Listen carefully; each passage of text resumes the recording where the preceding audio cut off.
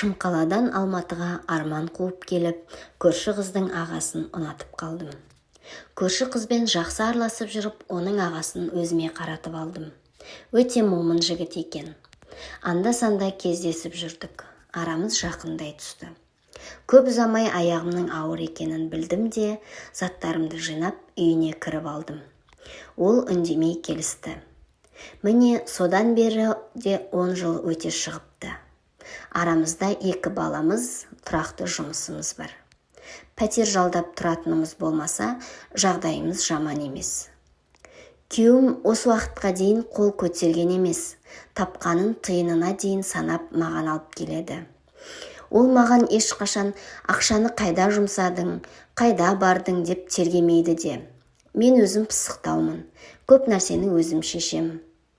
Басқа еркектер секілді орынсыз қызғанып, қысқа киме, боянба деп те миымды жемейді. Бірақ 10 жылдан бері бірге тұрып келе жатсақ та, жаным деп жылы сөз айтып еркелеткен емес. Өткен жаздан бері күйеуім қатты өзгерді, өзі азып кетті. Кешке жұмыстан келіп, үнсіз жатып қалады. Біраз уақыт оған не болып жүргенін түсіне алмай жүрдім. Біраз уақыт бұрын онымен бірге істейтін қызбен сөйлестім.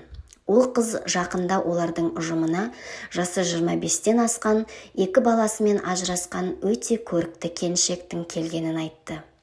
Оның айтуынша, әлгі келіншектің мінезі өте жақсы, өзі сұлу екен. Оның күйеуі өзге қызды екіқабат қылып қойған соң, бұл 2 баласын алып күйеуінен кетіп қалыпты. Өзінше ешқандай еркекке қарамайды екен.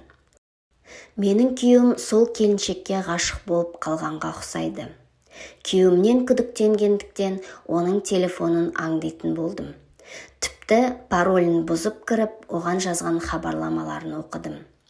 Біздің сүмелек оның артынан сүмеңдеп 2 ай жүгіріпті. Әлгі келіншек өтірік көнбегенсіп, әйеліңізге қараңыз, күнә жасамаңыз, егер соңымнан жүгіргеніңізді қоймасаңыз, жұмыстан шығамын деп жазған екен. Менің күйеуім сонда да қоймаған соң, ол ақыры жұмыстан шығып кетіпті. Біздікі болса, оның адресін тауып алып, әлі жүгіріп жүр екен артынан. Балаларымның әкесі өз отбасын сызып тастап, 2 баласы бар әйелге сонша ғашық болып, соңынан жүгіріп, өмірі маған айтып көрмеген сөздерін соған айтқанына ішім күйді. Бірақ күйеуімнің әлгі әйелді соншалықты жақсы көретінін біліп тұрғандықтан оған ештеңе айта алмадым. Өйткені ол әлі де тапқанын 1 тиын қалдырмай маған әкеп береді.